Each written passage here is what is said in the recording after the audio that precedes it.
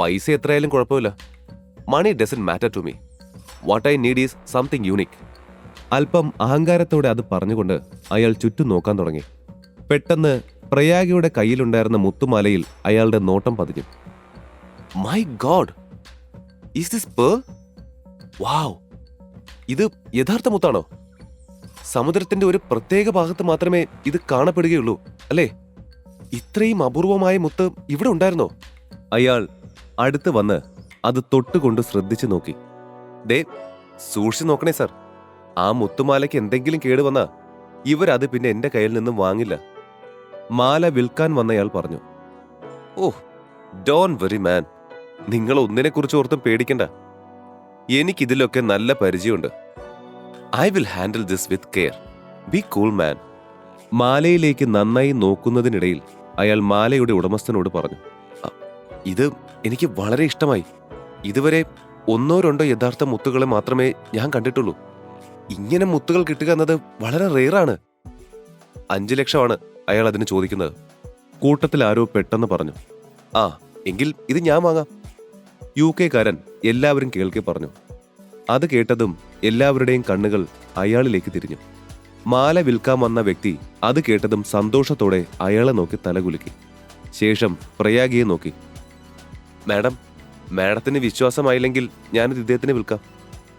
അയാൾ അവളുടെ കൈകളിൽ നിന്ന് മാല വാങ്ങാൻ ശ്രമിച്ചു. പക്ഷേ പ്രയാഗ അത് അപ്പോൾ അയാൾക്ക് തിരികെ നൽകാൻ തയ്യാറായിരുന്നില്ല. അവൾ ആകെ ആശയക്കുഴപ്പത്തിലായിരുന്നു. എക്സ്ക്യൂസ് മീ, നിങ്ങളിത് ഇവിടെ വിൽക്കാനല്ലേ ആദ്യം കൊണ്ടുവന്നത്? പെട്ടെന്ന് തീരുമാനം മാറ്റി പുതിയ ഒരാളോട് വില ഉറപ്പിക്കുന്നത് മോശമാണ്. ഞങ്ങൾ ഇതുവരെയും റേറ്റ് പറഞ്ഞിട്ടില്ല. അതിനു മുൻപേ നിങ്ങളിത് മറ്റൊരാൾക്ക് വിൽക്കാൻ ശ്രമിക്കുന്നത് ഒട്ടും പ്രൊഫഷണൽ അല്ല. അവൾ പതർച്ച പുറത്ത് കാണിക്കാതെ അയാളോടായി പറഞ്ഞു. ഇതിന് ഞാൻ നിങ്ങൾക്ക് 7 ലക്ഷം തരാം. അങ്ങനെയാണെങ്കിൽ ഈ മാഡത്തിന് ഇത് വിൽക്കുന്നതിന് പകരം എനിക്ക് വിറ്റൂടെ? അയാൾ പറഞ്ഞു. ഇത് കേട്ടപ്പോൾ പ്രയാഗ ശരിക്കും ടെൻഷനായി. 5 ലക്ഷം പോലും കൊടുക്കുന്ന കാര്യത്തിൽ അവൾക്ക് ഉറപ്പില്ലായിരുന്നു. അങ്ങനെയുള്ളപ്പോ ഇയാൾ പൈസ കൂട്ടി പറഞ്ഞ് അവളെ വല്ലാതെ ടെൻഷനാക്കി. നിങ്ങളിത് വിൽക്കാൻ ഞങ്ങളുടെ കടയിലാണ് വന്നത്. ഇപ്പോ ഞാനിത് വാങ്ങാൻ തയ്യാറാണ്. ഇത് മറ്റൊരാൾക്ക് വിൽക്കാൻ സമ്മതിക്കുന്നത് ന്യായമാണോ? അവൾ വേഗം കാര്യങ്ങൾ കൈവിട്ടു പോകാതിരിക്കാൻ ചോദിച്ചു. അത് പ്രയാഗയ്ക്ക് തന്നെ വിൽക്കാൻ അയാൾ നിർബന്ധിതനായി. നിങ്ങൾ നന്നായി ചിന്തിച്ചു നോക്കൂ. നിങ്ങളിത് എനിക്ക് വിൽക്കാൻ തയ്യാറായ നിങ്ങളുടെ ലാഭം 2 ലക്ഷമാണ്. നിങ്ങൾ ചോദിച്ചതിലും കൂടുതൽ ഞാൻ നിങ്ങൾക്ക് തരാൻ തയ്യാറാണ്. നന്നായി ആലോചിച്ച് തീരുമാനിക്കുക. അയാൾ വിട്ടുകൊടുക്കില്ലെന്ന വാശിയോടെ പറഞ്ഞു. ഇല്ല, എനിക്ക് എന്റെ മനസാക്ഷിക്ക് വിരുദ്ധമായി പ്രവർത്തിക്കാൻ കഴിയില്ല. ഞാനിത് അവർക്ക് വിൽക്കാൻ വന്നതാണ്. ഞാൻ പറഞ്ഞ വിലയ്ക്ക് അവർ വാങ്ങാൻ സമ്മതിച്ചു. അതിലും കൂടിയ വില നിങ്ങൾ എനിക്ക് തരാമെന്ന് പറഞ്ഞാലും അതെന്റെ യുക്തിക്ക് നിരക്കാത്ത കാര്യമാണ്. ഏത് കാര്യത്തിലും അതിൻ്റെതായ സത്യസന്ധത പുലർത്തണമെന്ന ഞാൻ പഠിച്ചിട്ടുള്ളത്. അതുകൊണ്ട് എനിക്കിത് നിങ്ങൾക്ക് വിൽക്കാൻ കഴിയില്ല. മാലയുടെ ഉടമസ്ഥൻ പറഞ്ഞു.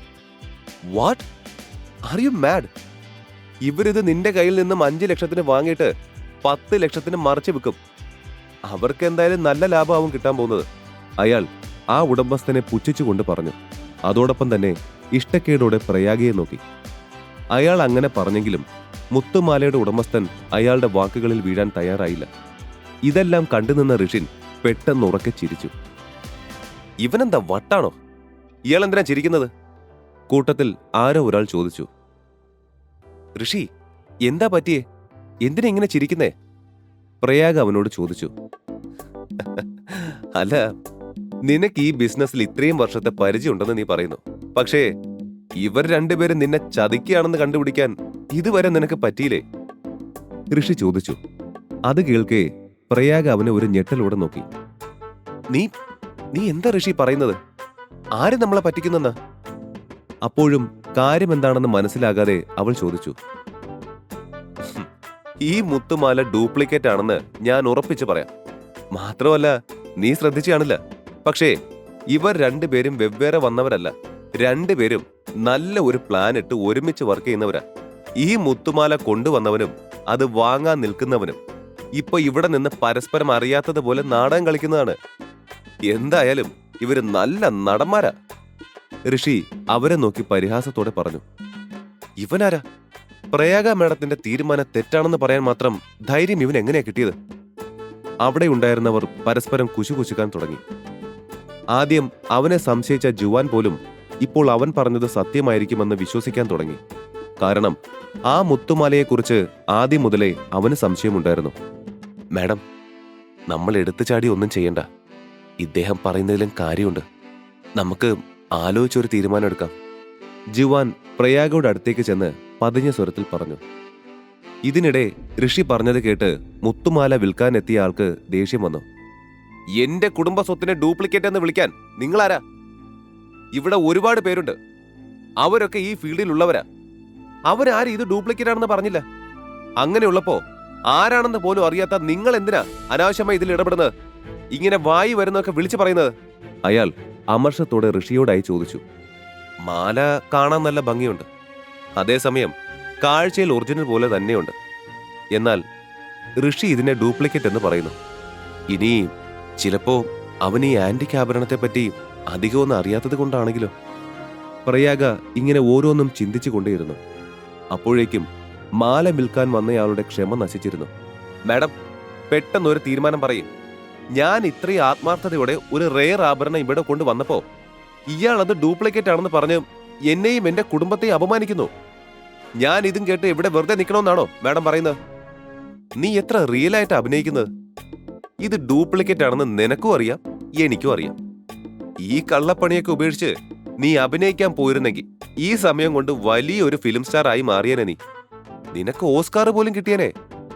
അത്രയും ഗംഭീരമായി നീ അഭിനയിക്കുന്നുണ്ട്. ഇനിയും വൈകിട്ടില്ല. ഈ ചീപ്പ് പരിപാടി നിർത്തിയിട്ട് ഞാൻ പറഞ്ഞതുപോലെ സിനിമ ഒന്ന് പരീക്ഷിച്ചു നോക്ക്. നിനക്കതിൽ നല്ല ഭാവിയുണ്ട്. അവന്റെ ഭീഷണി ഒന്നും ഏൽക്കാത്തതുപോലെ ഋഷി അയാളെ വീണ്ടും കളിയാക്കി.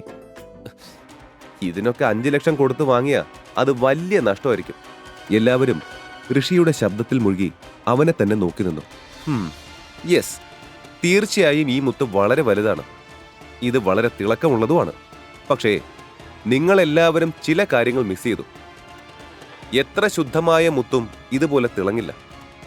മുത്ത് സൂപ്പറാണെന്ന് കാണിക്കാൻ ഇത് ഒരുപാടങ്ങ് പോളിഷ് ചെയ്ത് കാണുമല്ലേ? അത് പറയുമ്പോൾ അവന്റെ നോട്ടം ആ മുത്തുമാലയുടെ ഉടമസ്ഥനിലായിരുന്നു.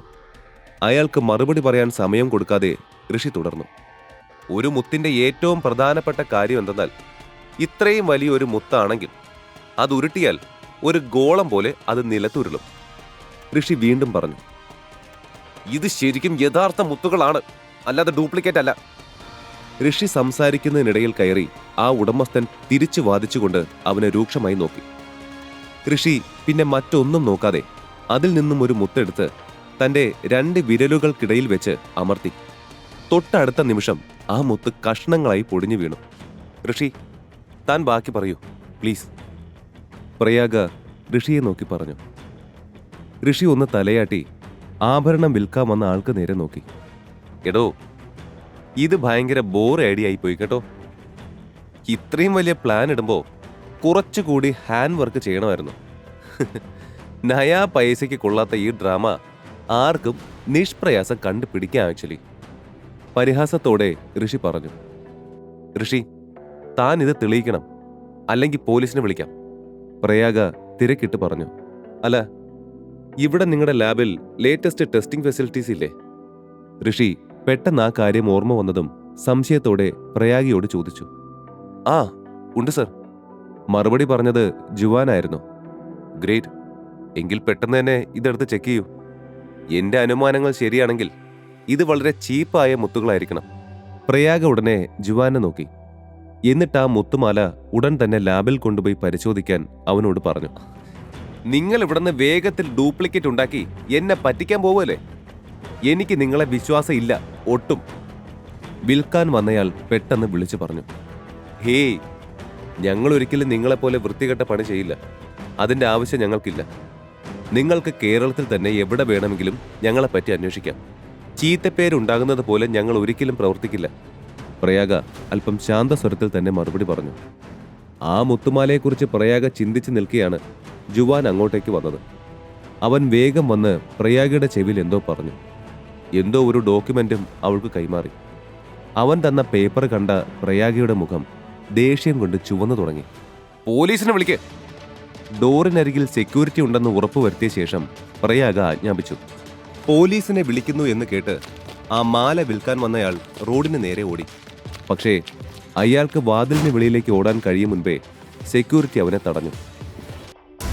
ഈ കഥയുടെ ബാക്കി അറിയാൻ download pocket FM app. Link in description.